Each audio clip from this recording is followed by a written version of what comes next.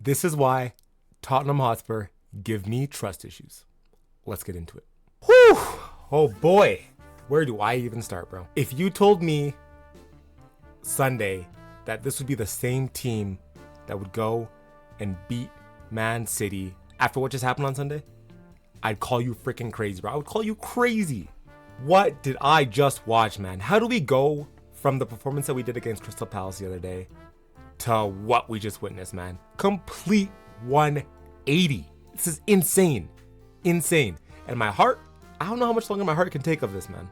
Honestly, I don't know how much longer my heart can take of this. Like, it hurts. It hurts supporting this team sometimes. It's like, are we shit or are we good? Maybe we're just mid. I don't know, bro. What? Bro, we just knocked out Manchester City out of the Carabao Cup. Let that sink in. We just knocked out Manchester City out of the Carabao Cup.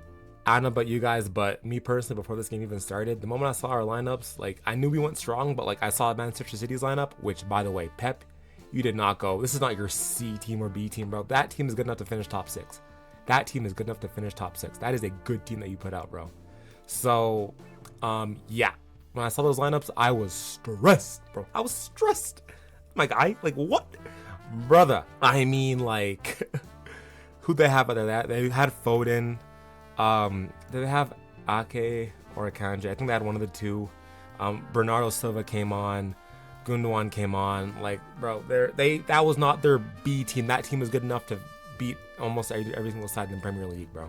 Minus Holland. Like, I thought we were going to genuinely lose this game and it was going to be bad, man. I did not expect the performance that we just put out, especially after Sunday. But, man, what I just saw was freaking peak. What a game, man. And this is the round of 16 in the Carabao Cup. Like, that was a good game. That felt like a cup final. I don't know. I'm shook, man, because I did not expect us to put out that good of a performance. Like, and this is the thing with Spurs, man. It's just like one game we could be arguably one of the best teams in the league. Like, we play attacking football. It's attractive. We're knocking it around teams. We're getting in behind. We have the pace. We have the high line. Like, they can't even get us. We have all the possession. Like, and we're just banging goals. But then the other week, we just can't make a simple pass. You know, we have no possession. We give the ball away. Our defense looks leaky. Our defense looks shaky. We're making dumb mistakes. Farcario can't kick a ball in front of us. Our players can't finish. Like, I just don't get the consistency with Spurs. You know what I mean? But yeah, man, I don't know. Like, what a game, dude. Let's just run through this real quickly. So, Timo Werner. Let's start there. Because as you know, if you're in my live streams, by the way, I'm live for every single Spurs game. Well, mainly the ones on the weekend. I couldn't be live for this one because I had work. But I am live for most of the Spurs game on the weekend. But if you know me, I have been a huge critic of Timo Werner. And with reason. I mean, bro, let's be real. He's been pretty garbage for us, man. And it got to the point where it's just like you start to feel bad for him because of just how bad he's been. But, bro, Timo Werner, you proved me wrong, man. And slightly, because we'll get into it here. So he scored. I don't even know how he put this away. That was a good finish from him. Pass from Kulusevski. What a game from him too, by the way. Pass from Kulusevski. Werner bangs it in. Beautiful finish. Everyone's just losing their minds. I'm going crazy. I'm just like, what is going on? And then after that, man, he's just like making all the runs. Like, he could have had at least 3-4 goals that game. Like, he had hella chances. He had lots of chances, man. No, solid game from him. Like, it just sucks because after that goal, like, I expected him to be like, okay, like, now he's gonna start getting some more finishes. But then you saw, like, after that goal, he just like regressed to default settings. He just couldn't finish after that. But he was still getting to the right positions. Like, he was making the good runs. Like, and I'm gonna take it off on him, like, or go easy on him here. It was a good game from him. Like, I'm just gonna leave him like that. But he did seem to pick up a bit of an injury towards the end there. I don't know if it was a groin injury or what it was. Maybe it was fatigue. I'm not sure. But he did have to come off. And another injury that we did face is Mickey Van de Ven. Man, that is rough. Looks like another hamstring injury. I think this is his 4th injury for Spurs. He's had one long-term one, obviously, that we saw after the Chelsea game. But this is his 4th injury that he's picked up for Spurs. We don't have any news on it. Ange doesn't have any news after his presser. So we're just going to have to wait and see. We'll probably hear about it Friday. But, yeah, man, it sucks because, like, what do you do? Like, if Ange doesn't play Van de Ven, do we win this game? If Ange plays Van de Ven, now look what happened. It sucks, honestly. It sucks. But I hope he's okay. I pray he's okay. He was able to walk off, but he was crying when he came off. It sucked, man. It sucked. But Yeah, and then also another injury that we may have picked up is Romero. Anstey was fatigued, but let's see. I'm not sure. Like our players have been playing a lot. Like they've been putting in a lot of work here. It's just we can't lose our center backs again, man, or else the season could spin off the top. Like it could be bad. But you know, it's still overall such a good game, man. Like Pat Matter star as well. Whoo! What a shot, bro. You know, after the Palace game and the other couple games here, we had a huge issue with our set pieces, but clearly you can tell that we worked on our set pieces the past couple of training sessions because we had a lot of new formations and attacks on our set pieces. And Pat Matter star, bro, what a shot, man. And that was intentional because you can see, I believe, Kulusevski passed it to Werner, and then Werner laid it off to Kulusevski, and then Kulusevski passed it to Sarr, I believe, and then Sarr just drilled it in. And the commentators were talking about Ortega, the Man City goalkeeper, could have done better to get there. He wasn't ready. But man, I don't want to take the shot away from Sarr. That was a nasty shot. That shit had bend on it. Like that was a good shot, man. So big up Sarr, man. What a good game.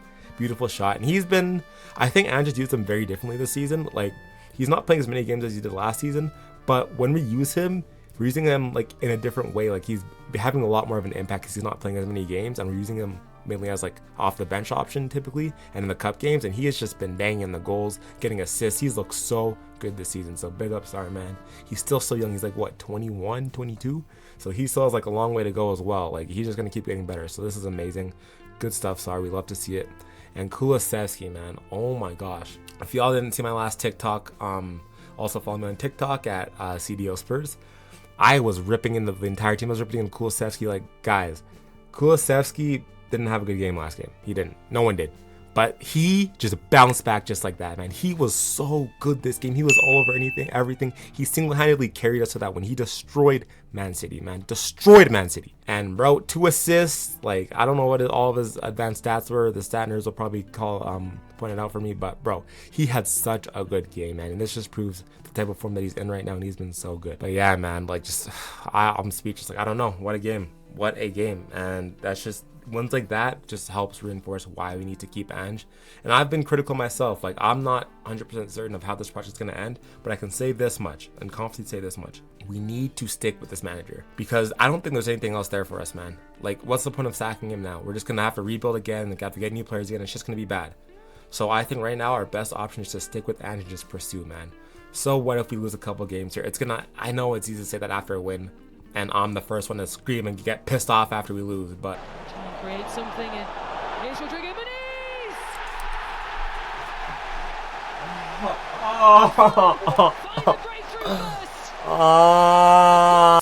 Boys!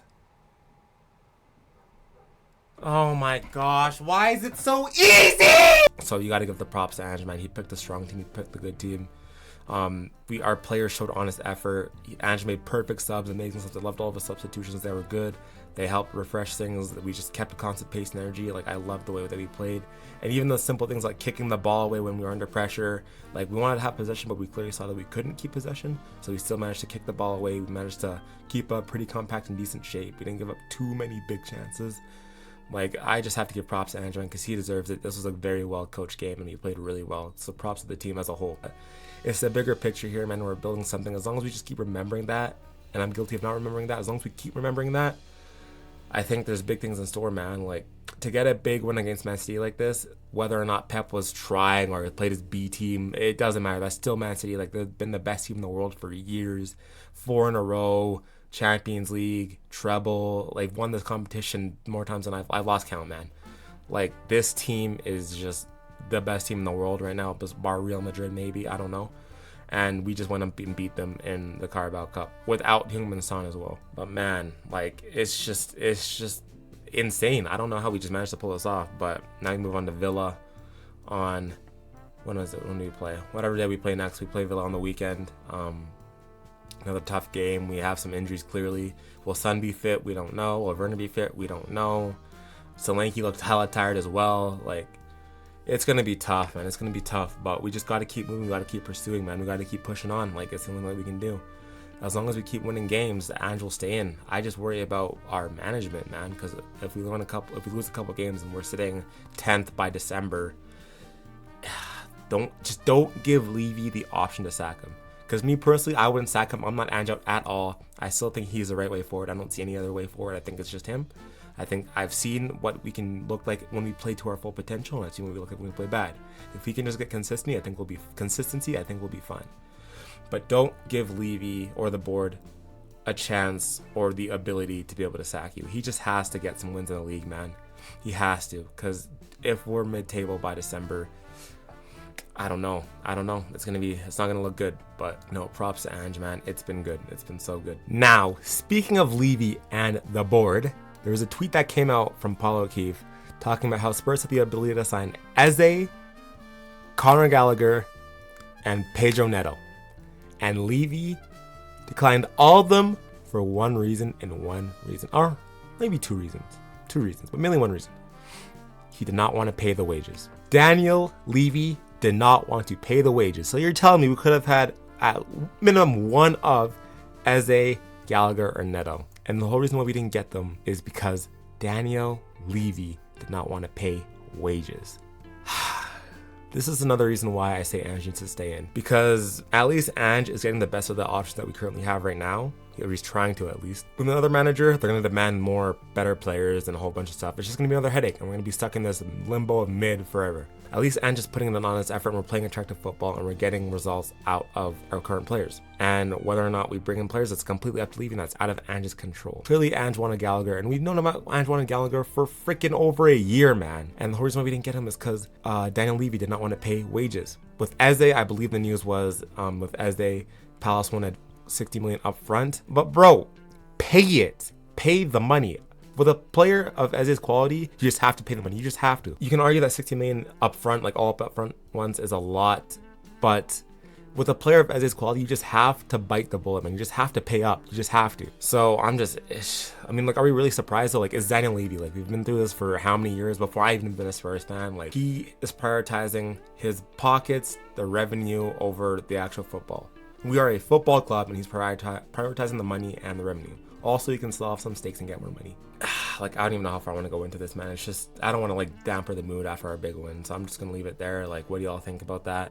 We all want to be Levy out, I'm pretty sure. If you're Levy in, tell me why in the comments, and we'll argue, because I just don't see how you can be Levy in. I just don't see it. That's just crazy. But yeah, anyways, man, what a freaking game. What a past couple weeks of Spurs. It's just been all over the place, from Brighton to the Europa League to Crystal Palace to now this. And we do have Manchester United next in the Carabao Cup. December 16th, I believe, was the draw, or is the match. Man, like, our luck is just insane, because we easily got the toughest draw out of everyone else that's left. It just sucks, but I mean, we beat City, so I back us to beat Man United as well. We've had Man United's number over the past couple games. I don't know when was the last time they beat us, actually, to be honest, but we've been playing pretty well against Man United, so I back us to beat them as well. I don't know who their coach is going to be. That's a whole other situation. I'm not even going to get into that, but I back us to beat Manchester United. I do. And if we want to win it, we have to beat the best teams. That's the only way possible. So I don't know what'll happen by then. I don't know who we're playing in December. I'm not sure, but Ange just got to get us through this again. We got to beat a good team again. We just have to. But come on, boys. Let's go.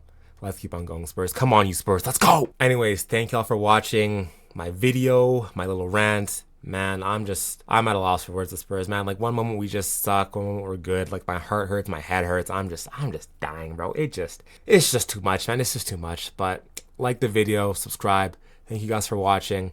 We're on the road to 50 subscribers. I have nothing right now, but I'm working my way up, and I'm gonna keep pursuing. I'm gonna keep working hard for y'all, make content for y'all. I hope you guys enjoy, and I'll see you next time. Peace.